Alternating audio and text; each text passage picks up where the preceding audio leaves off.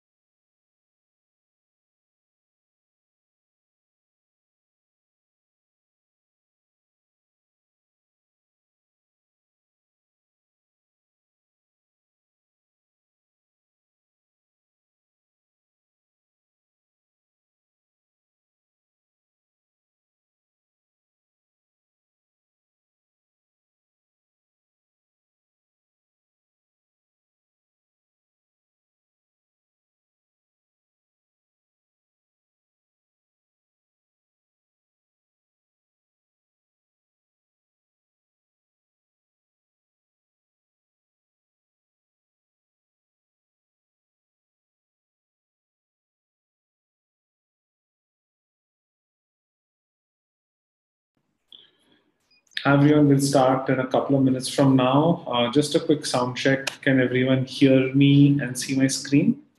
Just type yes in the Q&A or the chat box. Thanks.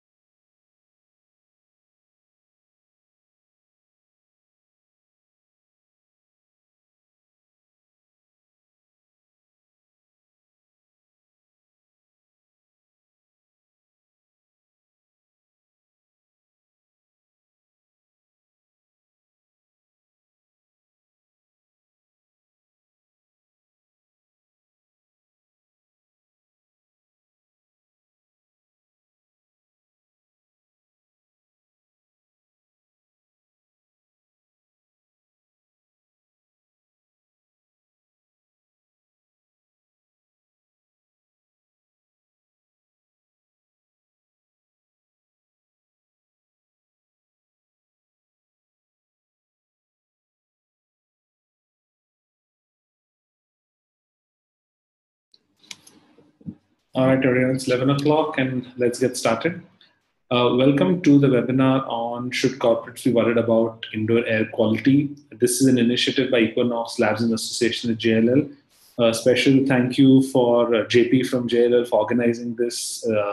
It's his brainchild and he's been promoting it within JLL quite a bit, so thank you for that. A few hygiene tips before we get started. I've already done audio check, so I'm assuming you guys can hear me and hear me okay. The duration of this webinar will be around 1 hour. The content will go between 30 to 45 minutes, and then we can spend maybe 15 minutes on Q&A at the end. Two, we'll also be doing live Q&A.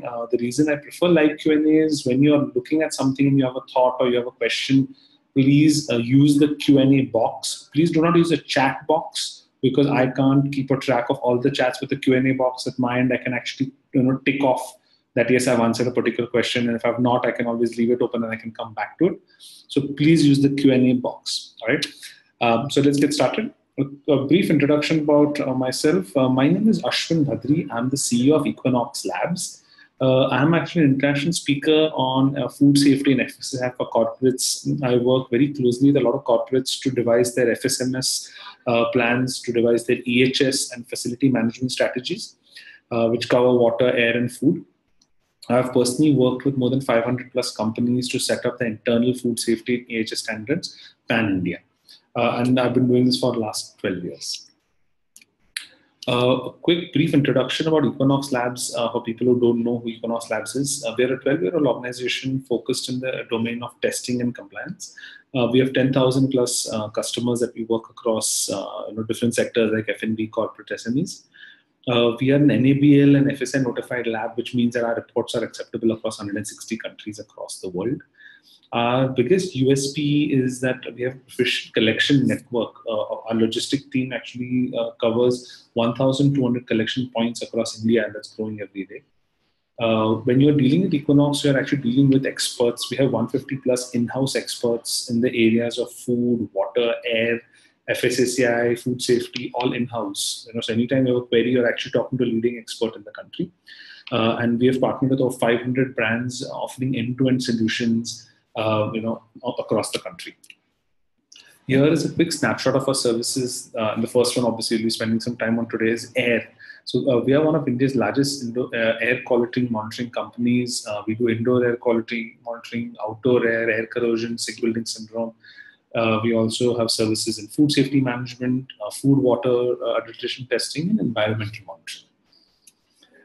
Here's a quick glance at the sectors we serve. We serve industries, enterprise clients. Most of the people today on the call today are enterprise clients. We have institutional clients such as hospitals and school, HoReCa clients, as well as food manufacturing. All right, so about today's webinar, we're going to be covering these following topics. Why is indoor air quality important? What are the different factors that affect indoor air quality? What are the common problems that are faced with IAQ?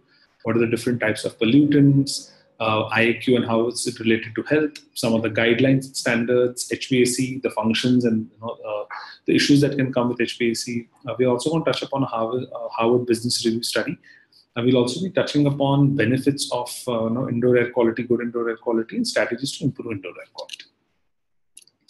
So why is indoor air quality important? The first and the foremost thing, it impacts the health, comfort, and well-being, as well as the productivity of the people in the building. See, what has happened over the last maybe 15, 20 years, offices have all become air-conditioned. They've all gotten much, much larger. Earlier offices were much smaller. They didn't have air conditioning as much, so fresh air used to be allowed to come inside. But in today's offices, which are 1 lakh square feet, 2 lakh square feet, 5 lakh square feet buildings, indoor air quality is becoming a bigger issue because air changes is something that doesn't happen anymore. The concept of stale air is gone up quite a bit, and that's the reason in US there's a very well documented syndrome called the sick building syndrome. The building actually makes the occupants sick, right? So in India, it's not as well studied. We are one of the pioneers in India for it, but to be very honest, there are hardly a handful of customers who actually get into the studies. But the study actually shows that how a building can make you sick and what you can do about it to come out of it, right? The importance also is around OSHA, in which the building owners, managers, employees take proactive approach to address IAQ concerns. Right, 90% of our times is now spent indoors in office environments and at home. It's barely 5 to 10% of our lives we spend outdoors. Sometimes it's even lesser than 10% is actually spent in an open environment, which is open to air. We are either in our air-conditioned homes, we're in air-conditioned cars, and then we enter air-conditioned offices. Right? It's very, very rare that we get to breathe in fresh, natural air.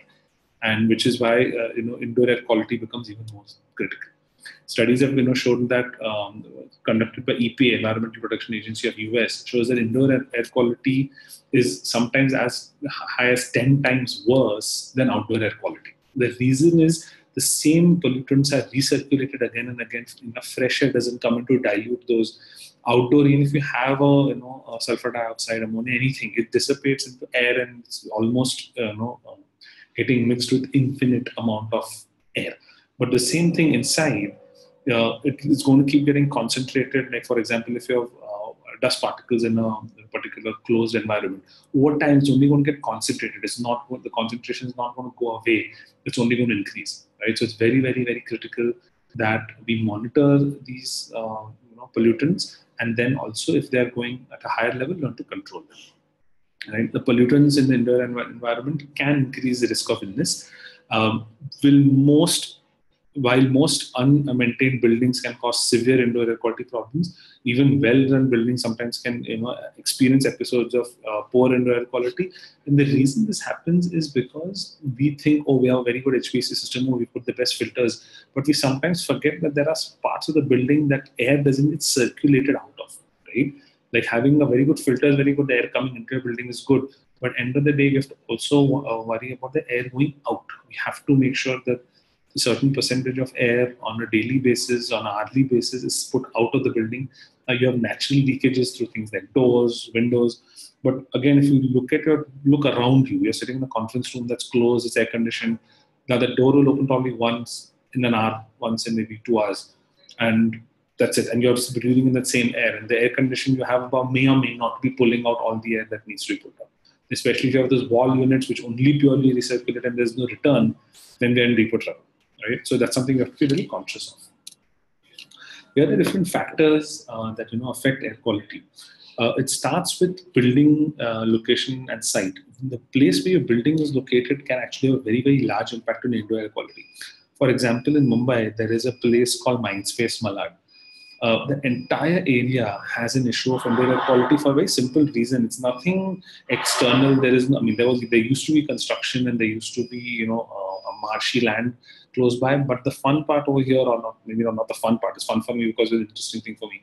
It's the ground that is giving out gases. The reason is that entire belt is built on reclaimed land. It's built on old garbage piles that used to be there, and now the ground itself is giving out toxic gases, right? So your building site and location can have a large factor in the indoor air quality. For example, if your building is next to a big construction zone, the RSPM levels, the respirable suspended particulate matter in the air, or in the SPM, suspended particulate matter in the air, is going to be ridiculously high. So you have to have precautions that you take to make sure that the occupants of the building are safe. Things like renovations in your own facility can add to bad air quality. Your building systems and design and how you maintain it can add to a good or bad air quality. Your entire building design can, not just HVAC systems, even your entire building design is something that can, affect your indoor air quality. The building material that you use, the furnishing that you use, can, affect your indoor air quality. So, for example, if you have newly made furniture which is made at site, your TVOC levels, your TVOC stands for total volatile organic compounds, is going to be mind-bogglingly high because your furniture is going to keep giving out this compound because of the glue that is used in furniture which is made. So in many corporates where furniture is just bought in and fitted, this problem is not that good. In some companies where furniture is made at site, fitted to site, this is a very, very large problem. Two, where you have carpets, now that also becomes a large problem. The reason is when you have a marble floor which gets wiped every day, cleaned every day, the floor doesn't retain a lot of dust because it gets wiped off every day. But in the carpet, it actually the dust keeps getting accumulated inside. So unless your carpets are very thoroughly cleaned, that can become a large problem, right? The maintenance and occupant activities can also affect the indoor air quality. What I mean by that is, in case you're in a small room for a very long time and the exhaust is not good enough, the people inside the room itself will start now, the carbon dioxide levels will start going high. Obviously, they will not reach catastrophic levels of them, but that itself will start, causing issues. Last but not least is the local exhaust and ventilation. Whenever you're in any kind of facility, your HVAC system is responsible to throw out some of the air from inside and bring in fresh air. Now, what we've seen and studied over many places, the facility managers actually shut down the dampers, shut down the fresh air intake. The reason is it is more expensive to cool hot air from outside than it is to maintain the cold air inside cold, right? So, and if a KRA of a facility manager is linked to electricity, then they are obviously going to try and meet their KRA, and they're going to be like, hey, HVC costs are too high. Let's shut down the fresh air for at least some time in a day, or sometimes in a week or month. And I've seen dampers being closed in for months together because somebody shut it off and forgot to open it up. And people inside were complaining of headaches and nausea and so on and so forth because no fresh air was coming in, right? And that's why how in sick building syndrome starts, right? One of the biggest things around sick building syndrome is circulation and ventilation. So here are a few of the other common problems, which are associated with IAQ. Improperly operated and maintained heating. Now in India, luckily, heating is not as big a deal, at least not in most of the areas. In some areas, I know it can be, where the temperatures go below maybe 20 degrees outside. Then your system actually starts heating the air to maintain 24, 25 degrees, right? But in India, heating is not that big an issue. But wherever heating is not there and not done properly, that can lead to issues. I already covered ventilating and air conditioning systems are a problem. Overcrowding of rooms. The other day I was in a local BPO. In less than 2,000 square feet, there were about 100 to 140 people squished in. Like literally the person had 2 feet of space. There was a PC in front of him and his elbows were touching the next guy and so on and so forth. People were just crammed in. And we had to alert the management over there saying, hey, this is causing issues. And the reason the air quality is bad is you're squishing people in. There's not adequate ventilation that is there in that place. People are complaining or they're getting headaches and nausea. The absenteeism gets high. All of that was because of overcrowding. Now, larger corporates do not have this issue because then they have a lot of open space. They have a larger floor plate available, and they can afford to give each person, maybe anywhere between 50 to 100 square feet per person. So that is also something that a lot of corporates track is, let's say they take their total facility area and divide by the people, and that is linked to square feet per person, right? Which includes common areas, lift shafts, everything included. And that's one of the indexes, by the way, that's also used to track comfort and space around a person. So in case you all have not done it, you want to look at that factor as well. Then moisture and dampness is also a big problem. Now, this is one good thing about moisture and dampness, it's visible, right? If you have mold in the room, because of the color and because of the discoloration that it will cause, you can easily find out. The thing is, once we find out, we have to act on it, right? Otherwise, it's kind of pointless to find out, right? The next part is the presence of outdoor air pollutants. I'm going to spend some more time on this in the future slides.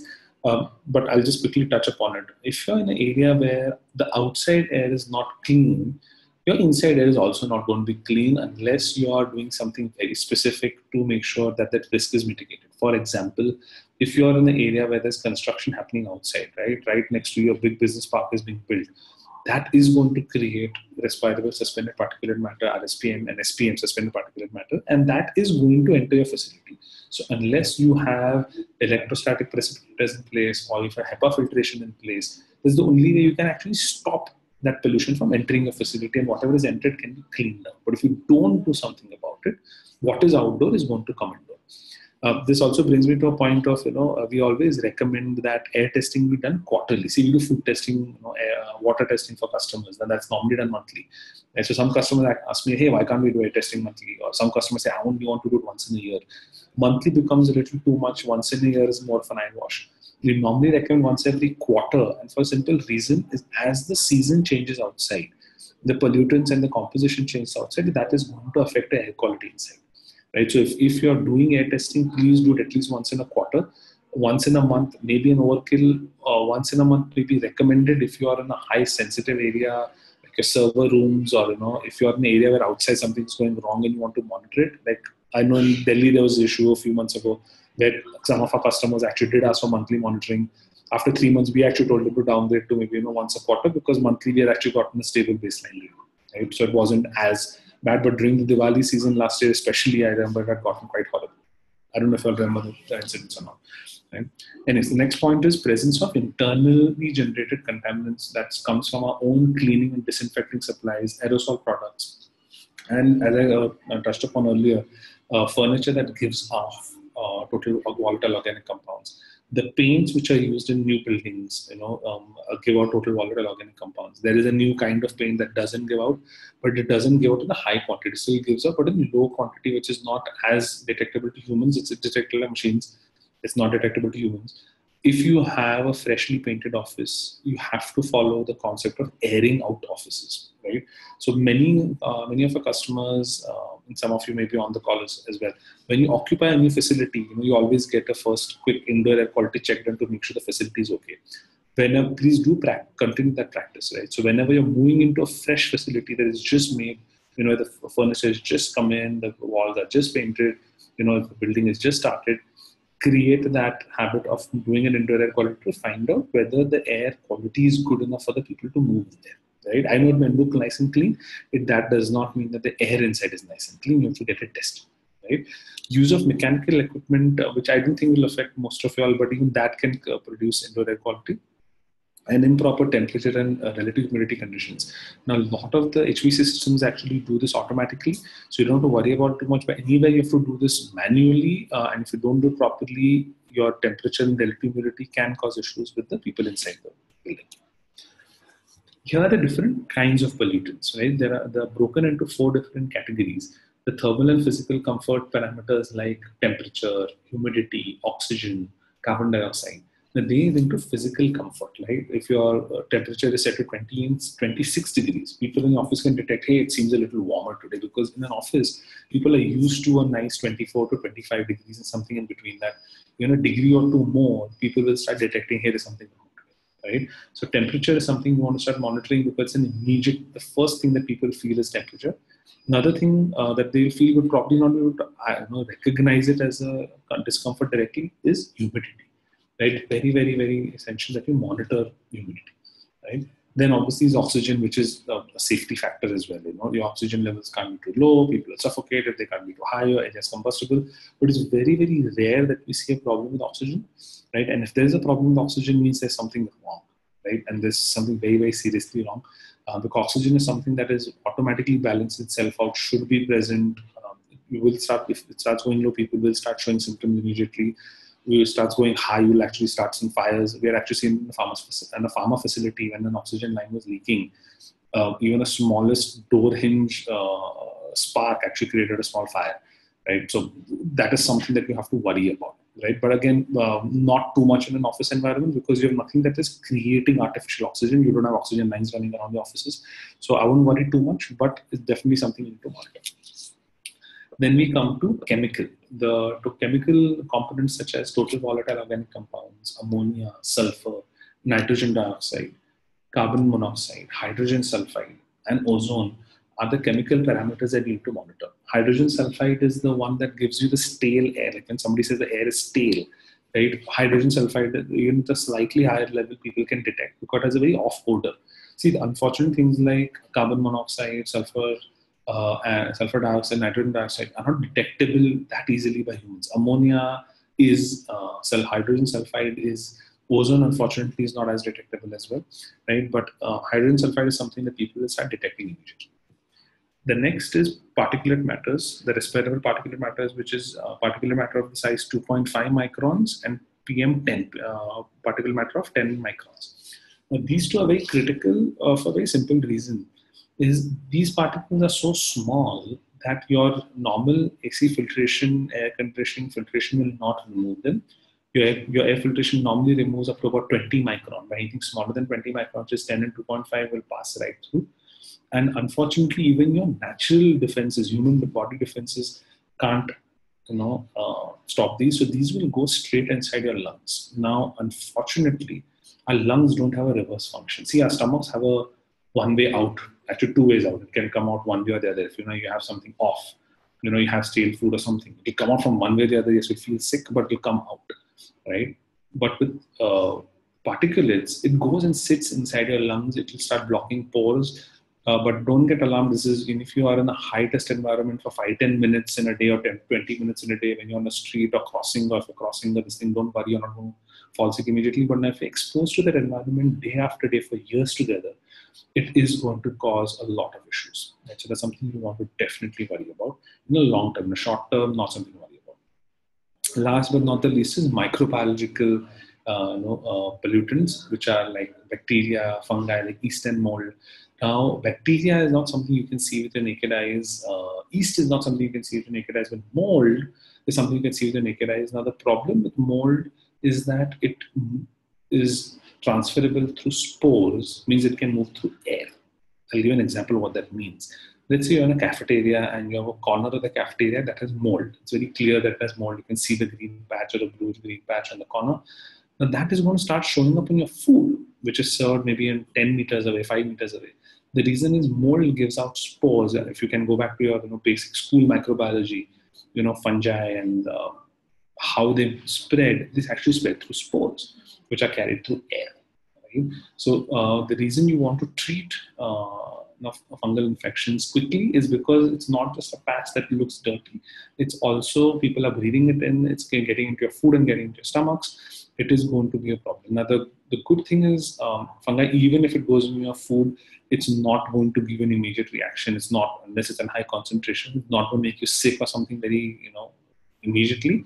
Very, very, very few species of fungi are very harmful. Others, probably they'll give you a mild discomfort in your tummy and that's about it. But nonetheless, when you're looking at 1,000, 5,000, 10,000 people in the building, you don't want to have that kind of risk, right? So if you see that, please address it immediately. And this is the good thing, or this is easily addressable. You can see it immediately and address it immediately. Yeah. Moving on to the next piece, which is IAQ, indoor air quality, and the risk associated with health. Right now, as we touched upon spores, it can cause asthma. It can cause, show respiratory symptoms. It, in the long term, very long term, can have cardiopulmonary disorders are linked to spores, right? So that's something you want to tackle. If you find the problem, do tackle it. Next is CO, carbon monoxide. It does react with the hemoglobin in your red blood cells and can reduce your ability of the blood to transport oxygen to tissues. Right? Now, this is something that, so, when you're in a fire, it's people actually don't die from the heat. Right? Many people think that, when there's a fire, people are burnt alive. Maximum fatalities in a fire are not because the body caught fire, is because people, breathing in carbon monoxide. And that is what actually causes asphyxiation.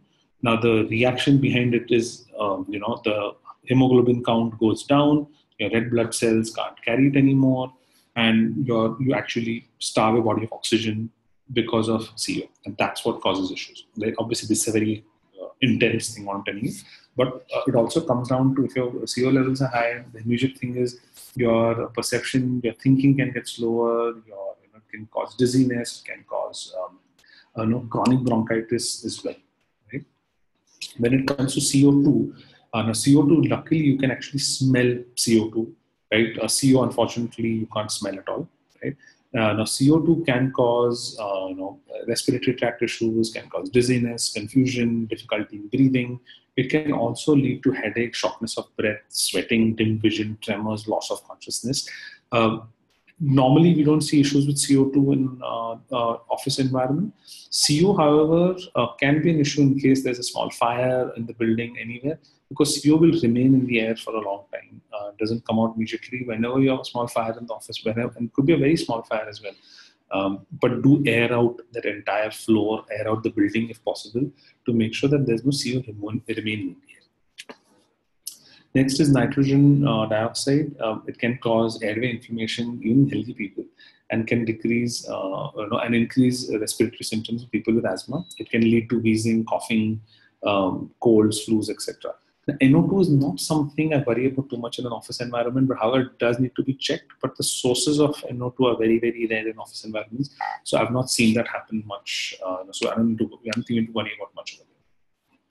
Ozone. Now, this can cause actually a lot of issues. Now, it can cause lung function issues. It can irritate your respiratory systems. Can cause asthma, bronchitis, heart attack, pulmonary problems. The good thing about ozone is it doesn't exist naturally in air. It is a product that is created when there is an electrical short, which is there, what's called an electrical arc, and where 3 molecules of oxygen will produce 2 molecules of O3. The good thing is O3 has a very, very short shelf, half-life, means it will reduce, the count will reduce quickly, right? I saw somebody raising their hand. I don't know where that is here. Guys, in case you have any questions, please use the Q&A box to ask questions, right? That will really, really help. If you have any questions, please use the Q&A box. So I see a lot of new people have joined. You're almost at 70. Oh, that's great. We started at about, I think, 30. All right. So guys, for people who didn't see my first slide, in case you have any questions about what I'm talking about, please use the Q&A box to ask the question. I'll try and address it live. In case I get too many questions, I can't address it live. All the questions get saved at the end, and my team can then respond at the end of the webinar as well. All right. Moving on to the next one. VOCs, volatile organic compounds. Now, volatile organic compounds can cause issues like irritation of eyes, skin, respiratory tract. There are some VOCs like formaldehyde that are carcinogenic as well. Right. About carcinogens, I was recently, in a talk with a world famous cancer specialist, and he told me, Ashwin, there are 2 kinds of substances in the world: carcinogens, which will definitely cause cancer, and yet to be proven carcinogens. And we had a good laugh about it. The reason is, he's like, see, anything in excess, people in the community can call carcinogens because it can lead to cancer. I'm not trying to scare anyone here. The idea is whatever you do it in moderation, right? When we know substances like this are carcinogenic, we have to take extra additional effort to make sure that this is not in our air. Because it's not just because we breathe it in for 5 minutes, something's going to happen to us, but prolonged exposure can increase the chances of carcinoma. Right? Next is biological, the microbiological, things like spores and things like that can cause sneezing, runny nose, eye irritation, cough, congestion, aggravation of asthma. I'm getting a question here. 1 second. Kindly forward the presentation. Yes, Englishman, I will be forwarding the presentation. At the end, guys, I'm going to be letting you know how and when you'll get the presentation. We'll be getting actually tomorrow along with a quiz. It's a fun thing to make sure you guys are paying attention throughout, and there are some prizes at the end. In the quiz, it's just a fun way of making sure that we have fun while we work. That's actually one of our core values at Equinox, right? Out of the 5 core values, our 5th core value is have fun while serving others. So whenever we do any exercise, we do any activities, we try and make sure that we have fun, right? So you will see me throughout the presentation. I know it's a very serious presentation, but you'll see me cracking jokes. You'll see me having a little fun. The reason is actually one of the core values at our organization. And I think whenever all of us work, we should enjoy the lighter moments in life. Okay? So you will, in short, you will get the presentation tomorrow. All right. The next thing is NH3 ammonia. It is irritating. It is corrosive. Exposure in air can cause burning of the nose, throat, respiratory tract. So if ammonia content is high, like high, you will come to know because you will start feeling the burning sensation immediately. Right? In this if it touches your skin, it will cause burns. It can cause permanent eye damage if it gets into your eyes. Don't worry about this too much. I won't freak you out. Is because the chance of ammonia in your environment is very, very low. But nonetheless, we need to monitor this on a quarterly basis. Right? Sulfur dioxide, highly corrosive, again, something like ammonia can, it will cause skin and eye irritation. It will cause, it has an annoying odor, so you will be able to identify it a little bit, right? Now, quick, we'll touch upon the guidelines and standards, right? So one of the older guidelines in the world was the Clean Air Act of 1955, which was started in the United States federal law, which was designed to control air pollution on a national level. Right. Now, this is one of the oldest laws which has then affected a lot of the modern laws across the globe after that. Right. In India, the Air Act, or the Prevention and Control of Pollution Act from 1981, which is again amended in 87, provides a lot of guidelines on prevention, control, and abatement of air pollution. Right. Now, most of you actually are not aware of these. What you all are more aware of the ones below, which is OSHA, which is the Occupational Safety, Health and Hazard. Then your NIOSH, which is a National Institute of Occupational Safety and Health. CPCB, which is an Indian body, which is Central Pollution Control Board, and ASHRAE, which is American Society of Heating, Refrigeration, Air Conditioning Engineers. And by the way, guys, there's also something called ISHRE, which is an Indian chapter. Do join it. You will get updates on what is happening in Indian scenario. Right? Functions of HVAC. Now, obviously, one of the most important function of HVAC is to provide thermal comfort, making sure the temperature is, at a good 24, 25 degrees, which provides comfort to humans.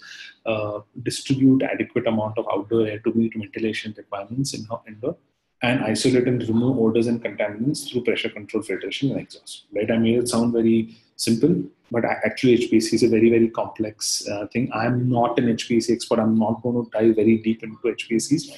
But however, we will touch upon what are the different sources of issues that can come with HVAC. So, for example, our dust, dirt, and ducts is something that is quite known. Now, most of our air conditions in corporate India or corporate offices across the globe is through air ducts. Right now, the problem with that is air ducts get very, very dusty over time. And now you have the new robotic cleaners, that have come. Put a little robot and it will keep, it has a little fan and little brushes that will actually brush off the dirt. The problem with that, it's a very good thing. You should get it done maybe every 6 months or so.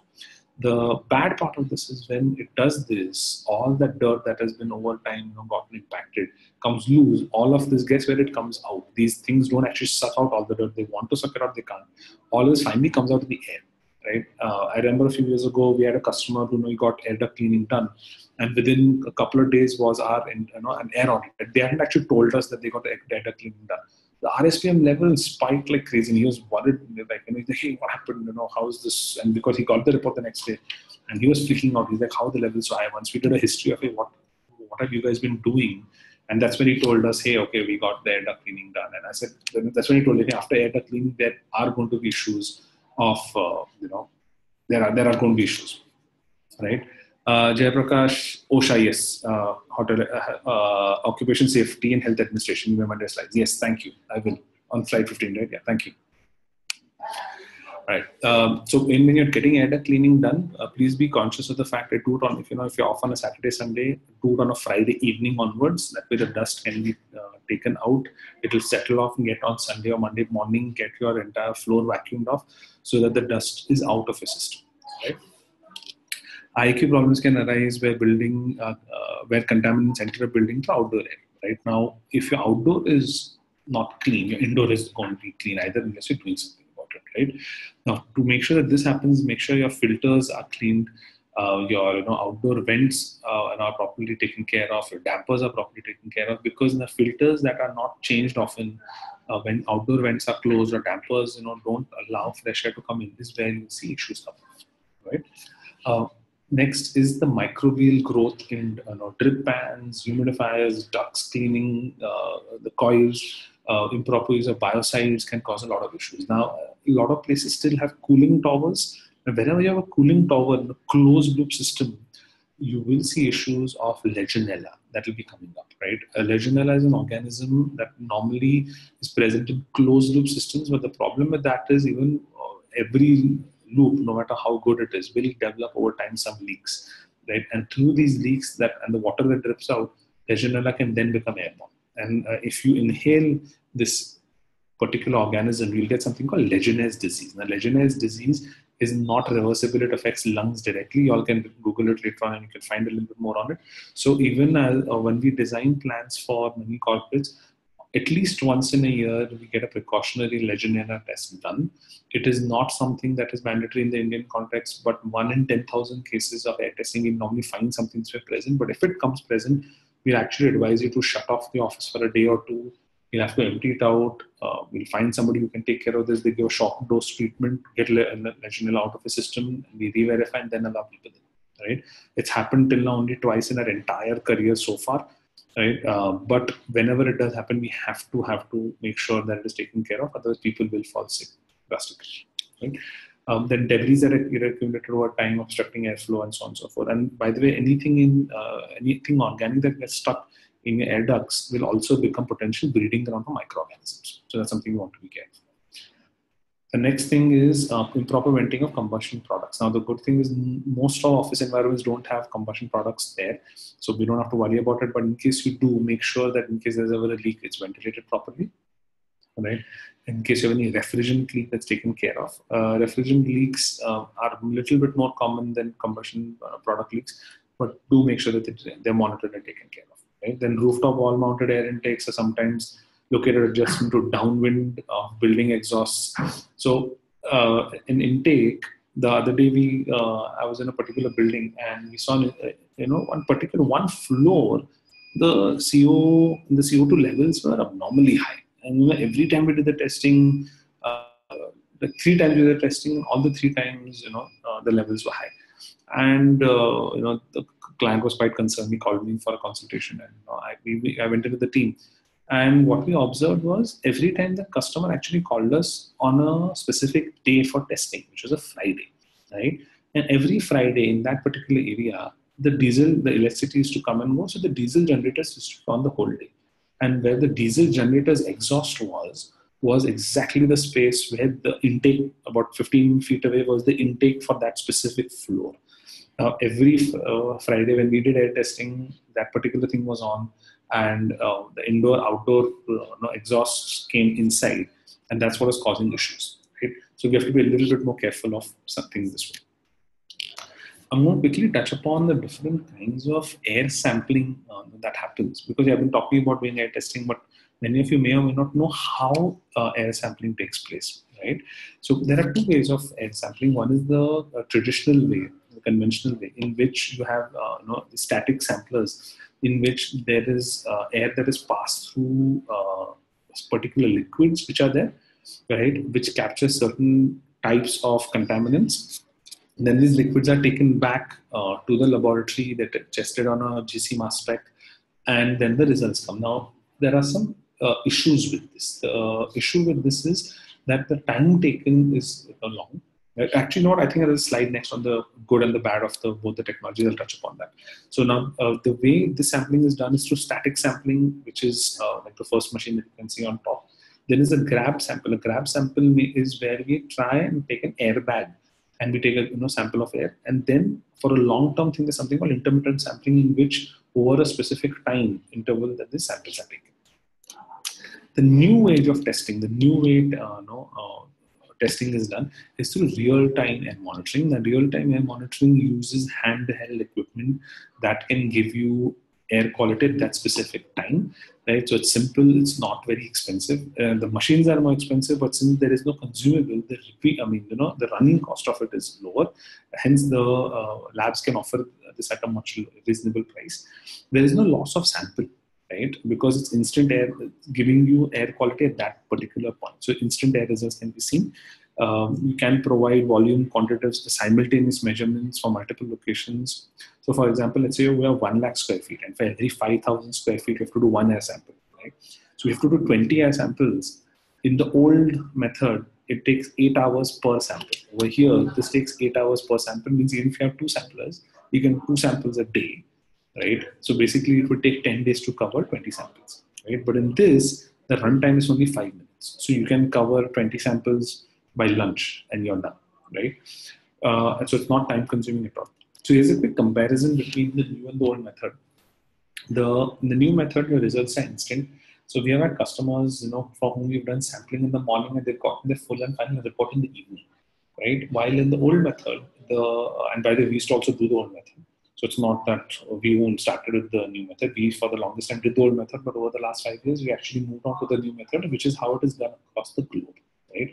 So the downside of the old method is the samples have to be taken, the graph samples have to be taken, then all the samples have to be transported back to the laboratory, then they have to be run on a GC mass spec, and then your reports come out. So this can take anywhere between 5 to 10 days till you see a report.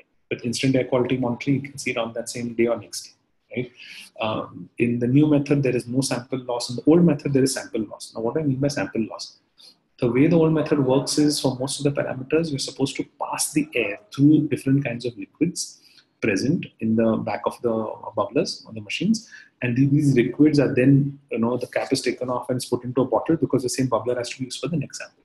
Now, if you can imagine, if you're passing air through a liquid and then opening the bottle and pouring it out, it's like opening a Coke bottle and pouring it out. It is you're going to lose some of the gas in there, obviously. And then again, this is done 2 or 3 times by the time the sample is actually taken for testing. So there's significant loss, about 30-35% loss of sample. So the results are not very accurate, right? In the new method, you can identify individual pollutants because individual detectors are used for individual pollutants. In the old method, sometimes cross-contamination can occur, or what is called as interference. In the new method, you can do qualitative as well as quantitative. In the old method, some of it is only qualitative. Quantitative may not be possible for all the gases. The new method, you can use it for continuous monitoring. Old method, you can't. And new method, low maintenance, economical. Old method, high maintenance, not done. Right? So whenever you're doing testing, do make sure that whoever you're working with is using real-time samplers. Now, I don't think we've covered it in the slide, but there is something, the latest technology available, by the way, is not even this new method I'm talking about, but is real-time continuous monitoring.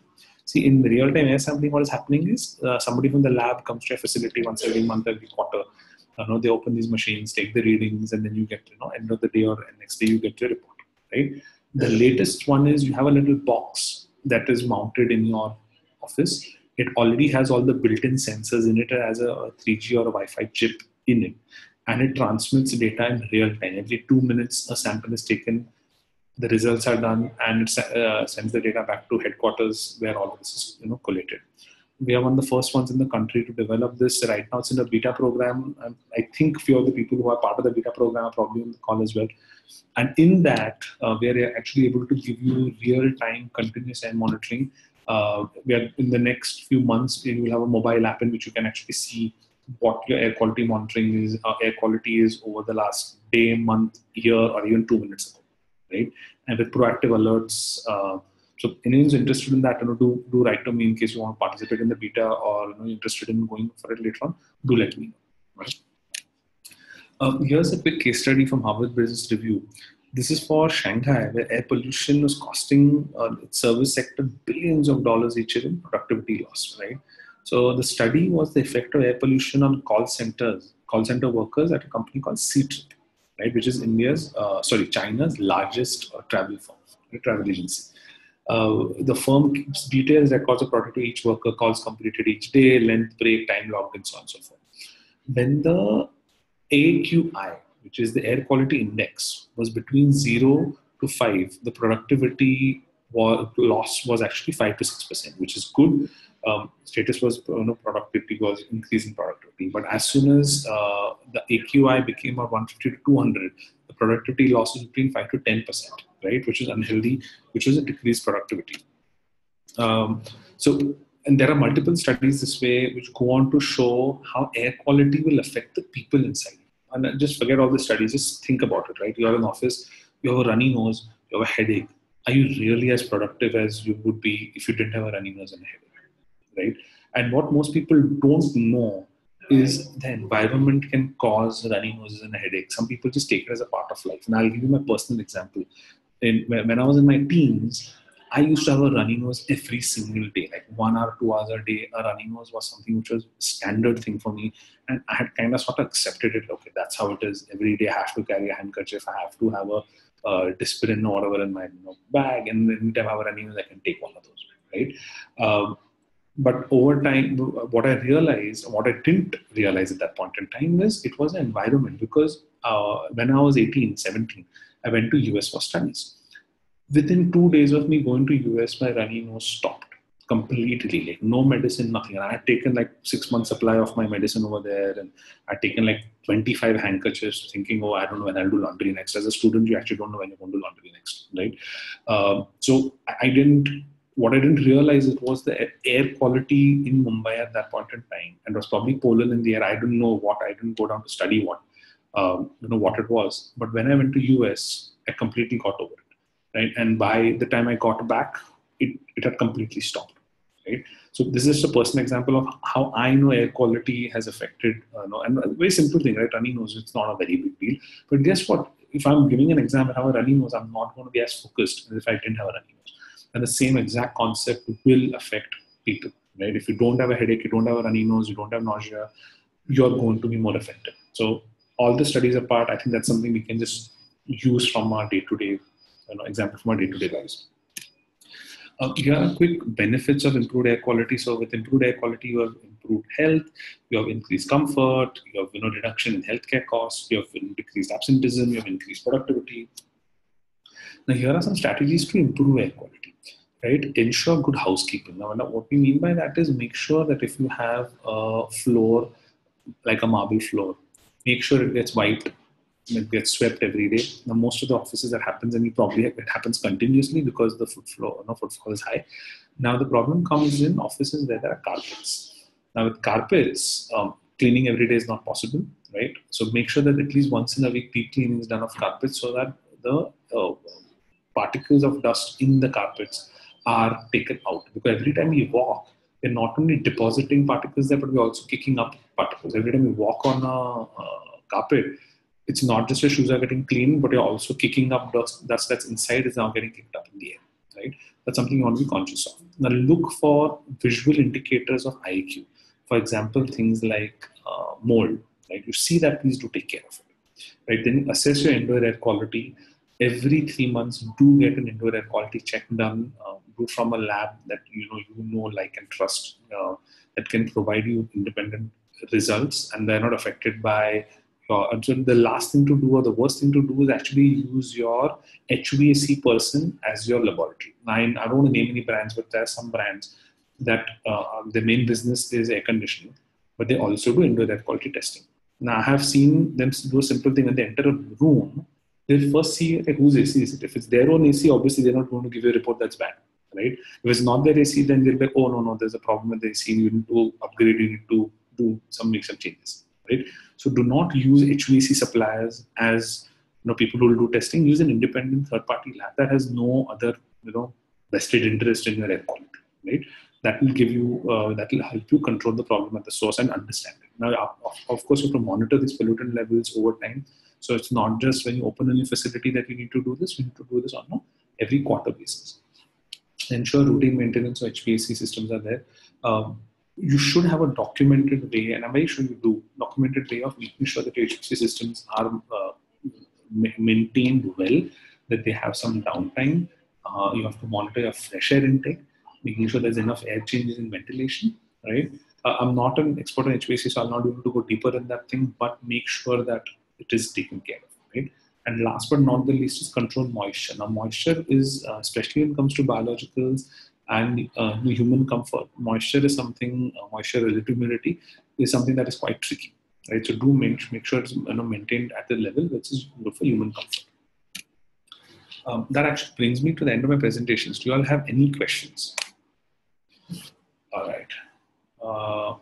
What are the major factors regarding air quality need to be taken care in BSL2 class 10,000 clean room, role of negative positive pressure as we're constructing plant facility now, HEPA filters of 10, 5, and 3. Okay. So I'm assuming, Vigneshwaran, that you are constructing a new class 10,000 room, all right? So obviously you will have to have positive pressure inside, which basically pushes out contaminants coming in. You will have to have HEPA filtration and multiple levels of it. But have you all done an air quality check on the outside to figure out what is the quality of air available outside? Because it's the air outside that's going to affect inside, right? Two, also you'll have to see what is the purpose of your room. Now, if it's a server room, you'll have different requirements, and if it's for only humans and operation or something, you'll have different requirements. Okay, I'm getting a lot of questions regarding the presentations. I'm going to quickly show you this slide. So you will be getting an email tomorrow. So everybody who's registered for this, has given us their email ID. We will be giving you a copy of this presentation along with the link for a quiz. All right. The quiz is going to be something just fun for us to make sure that you all learn something. There are some prizes at the end.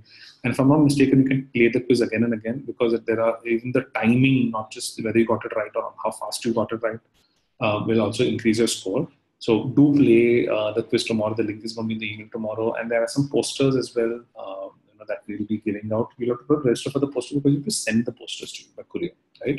And last but not the least will be the feedback of the presentation today. You all can give me feedback live here, but we also prefer feedback through the link that we're sending you tomorrow so that we can record it and improve over Before we move on to the Q&A, I'm going to quickly throw up some contact details in case you all have any questions regarding what we discussed today. And if I'm not able to attend all of them today here, do write to me. My email is ashwin@equinoxlab.com.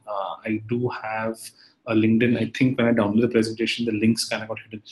You can Google my name. I'm there on LinkedIn. Do connect with me on LinkedIn. I'm happy to connect with everybody. I have like from some 70,000 contacts, but I love connecting people. I keep putting updates on what I learn new over there. And anytime you all have something, you can use LinkedIn or my email to connect with me. Our phone number, in case you talk to somebody from my sales team, anybody else, or my air quality experts, you can call that particular number, the phone number. And if you have any queries, you can put it to that number which is on your screen. People who are interested in FSSAI, right? I know something connected to air. We actually have a service around FSSAI. The same number that you're seeing here, if you put the word subscribe and send it on WhatsApp, they will actually send you a weekly update on FSSAI. I know something connected to air.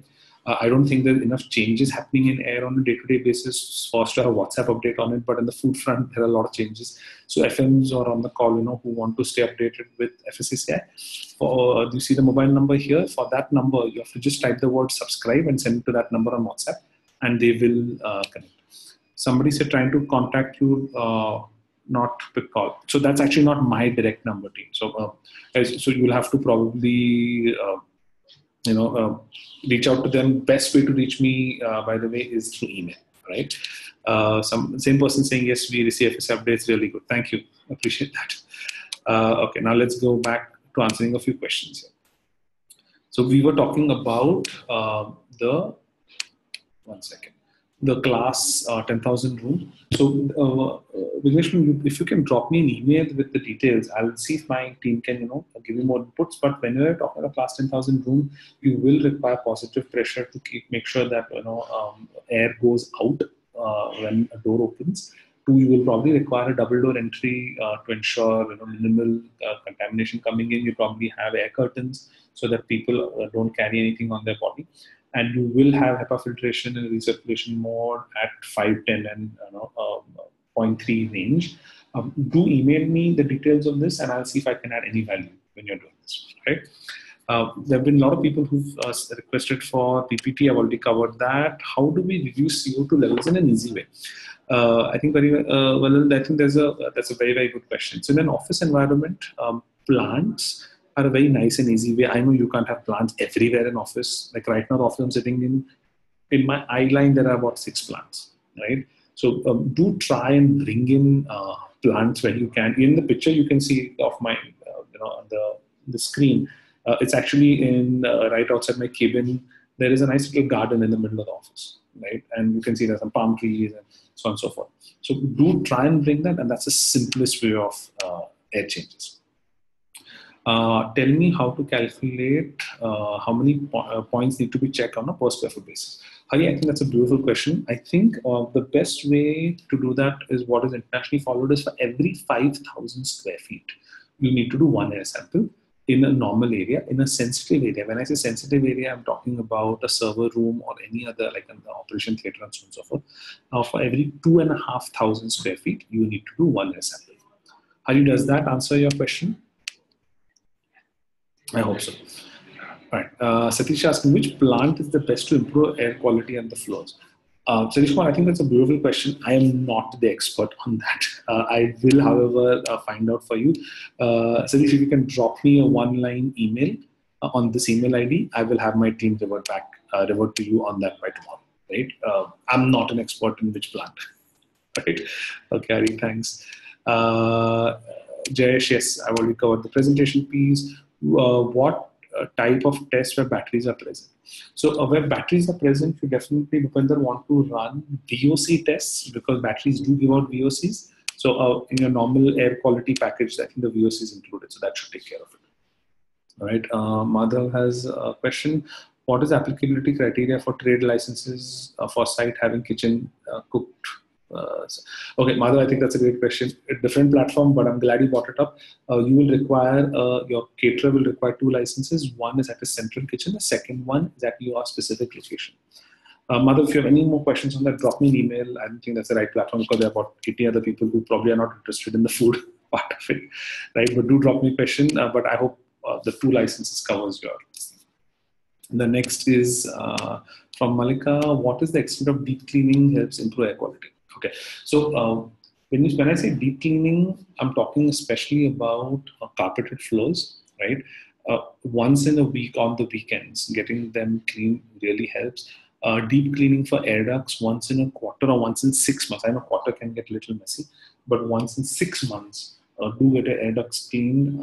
Again, do them on a Friday evening. I'm assuming Saturday, Sunday are off, because after you get air duct cleaning done, your indoor air quality is going to be horrible for about, I would want to say 12 to 24 hours. So I wouldn't want, people in that area. So if possible, now I know sometimes it's not possible because many facilities run 24/7.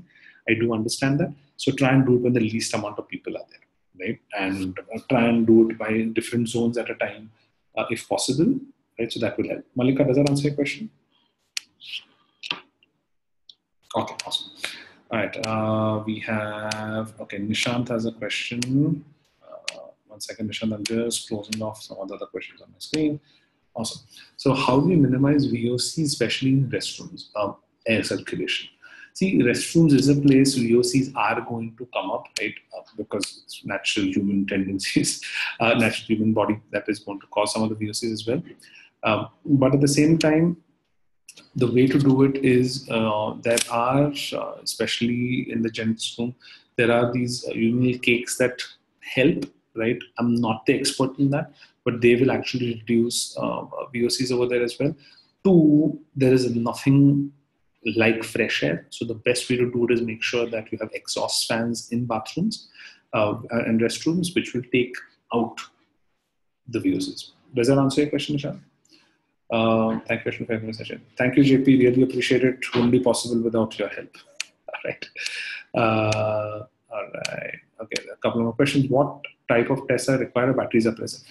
So the type of test we want to cover is VOC, volatile organic compounds. So make sure that VOC testing is done every quarter to ensure that your batteries are not leaking or it's not causing harm to people around them. The normal indoor air quality test that at least our lab carries out has VOCs already present in it. So that should help you to monitor, especially if your battery banks, and then many of if your UPSs and battery banks are really present. Right now, something we didn't cover here, because not a part of IAQ, you will have diesel generators, right? And it is mandatory that once in a year, the diesel generators be tested. In case you all need any more information on that, drop me a line. I'll be happy to help you. Bhupendra, does that answer your question?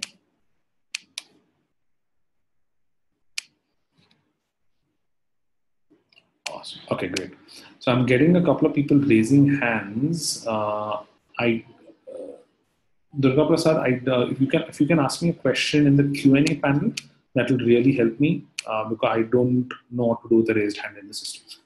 I don't think I can do much. JP, by the way, I think we've gotten a phenomenal response. We had, I think, about 85 people at the peak of the webinar. Right now, I think we're down to 77. And the Q&A is kind of slowing down. So I'm just going to, say my goodbye here. All of you, thank you for taking the time out on a Friday. I know all of you, it's almost weekend. All of you probably want to get out at the end of the day and go enjoy the weekend. The fun part is I'm actually on my vacation, but the webinar is already planned. So I've actually squeezed out some time to do the webinar. After this, I'm running back to my family and spending the rest of my time. I'm actually in Bangalore. My family never visited Bangalore. So I'm here with the family to explore Bangalore. I've been seeing the palaces and enjoying the great food and the live music, right? Thank you all. Tomorrow's email is going to have a link for feedback. Please give me a feedback. And I'm not only looking for people saying, oh, good job, whatever. If there's something I could do better, please let me know. We're doing this series for everybody where every month we're going to be choosing a different topic.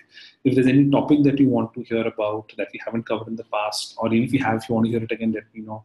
And if there's anything else that could have made this webinar better, please let me know and we'll be happy to do it from next time onwards. All right. So I'm going to stay on for another couple of minutes till the Q&A stop. And once the Q&A stops, I'll sign off. But in case you have any other questions, use the Q&A box to ask me.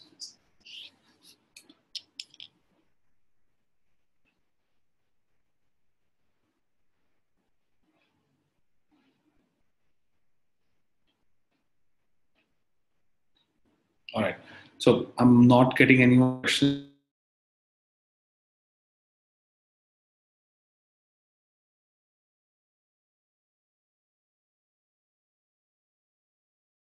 This thing appear over here in one tiny second.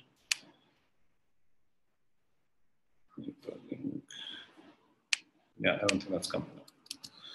Okay, there is actually a link here, but nonetheless, if you all are active on LinkedIn, do look me up on LinkedIn. I'm happy to connect with you all on that. Yeah.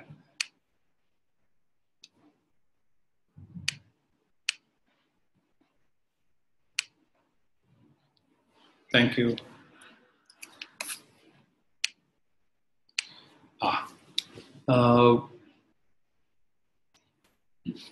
Thank you, Parvalal. Appreciate it.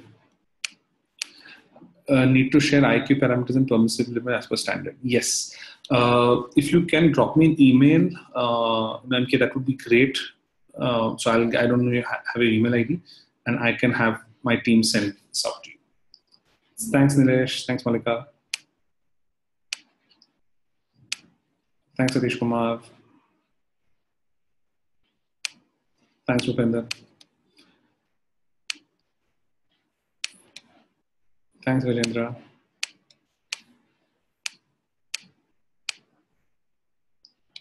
Thanks, Urvi. Thanks, MK. Thanks, Shri. Thanks, Sujan. Thanks, Jyoti. Thanks, Rajeshwara. Guys, really appreciate it. Do give me feedback on what we could have done better. Yes. Always looking to constantly improve. That's why. All right. Thanks, Sujesh. Yes, I will have a good vacation. Almost after a year, I'm spending some time with the kids. So learning a lot of new things about them that I didn't know. I have a 2-year-old daughter and a 6-year-old son. That's a fun age. And by fun, what I mean is can also be hair pulling at sometimes. I don't know how many of you have kids. Me and my wife are talking about a vacation after this vacation where we can actually get away from the kids. We're just trying to find somebody who can manage them for the time for a week. We're trying to squeeze out a week. Thanks, MK. Good learning basic clearance. Great. Thanks, Devavrati.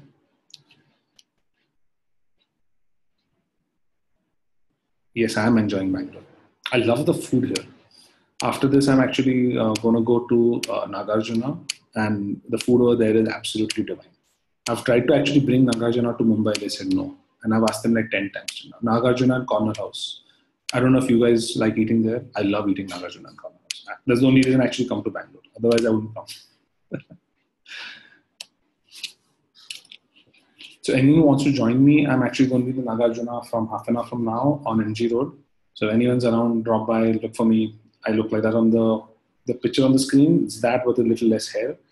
And I think it's the same shirt. Yeah, so I look exactly like that. If anyone wants to join. Yeah.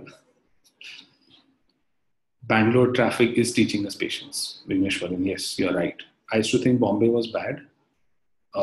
Bangalore is equally bad. Thanks, Yogesh.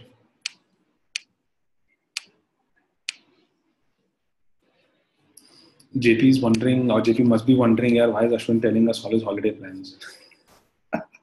Actually, JP didn't know it was my holiday or anything at all. We had actually planned something out a long time ago, just that I planned a holiday at the last minute.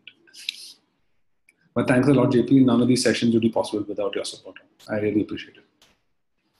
Me and my team are eternally grateful. All right, guys, I'm going to sign off very soon, and I will see you on the next webinar. So do look out for the email tomorrow, and do connect with me. My email ID is here. My LinkedIn, it's not showing up here, but just Google my name. My LinkedIn shows up. There are not too many people with my very peculiar name, so it'll be easy to find. Yes, and do sign up for the WhatsApp update. It's basically send the word subscribe to this phone number here. That should get you signed up. Yeah. All right. Okay. Thanks, everyone. Signing off. Thanks. Bye.